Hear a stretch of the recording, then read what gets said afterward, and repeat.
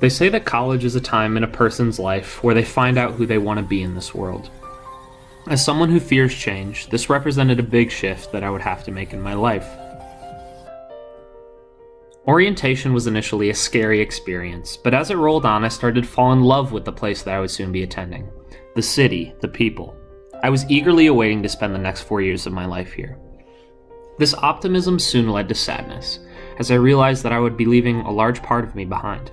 All the friends, bonds, and moments that I had captured in high school would soon become faded memories. As I said goodbye to all my friends and began my move down to Indianapolis, things finally started to get put in perspective for me. Bridge was the best possible way that I could have started my experience here at IUPUI. I met so many new people that I still spend time with to this day, and I also learned that there are people that not only shared my interests, but were just as passionate about them as I am.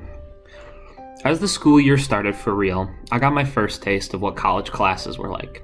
I was so used to strict rule sets and very formal environments, but everything seemed to be a little more relaxed here. It especially caught me off guard when Dr. Sherman started swearing on the very first day of sports management. Speaking of getting used to, dorm life hit me hard. I've always been so used to having my own space that it was kind of a shell shock to be sharing my personal living area with someone else. After that pretty lengthy adjusting period, I've actually started to love Ball Hall and all the people inside of it. Something that really ended up catching me off guard was just how many opportunities there really were in Indianapolis. Within my very first week here, I made it into a Pacers practice gym, as well as on the field at Lucas Oil.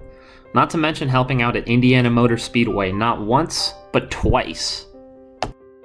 I'm not gonna lie, the first couple of weeks here were pretty tough on me.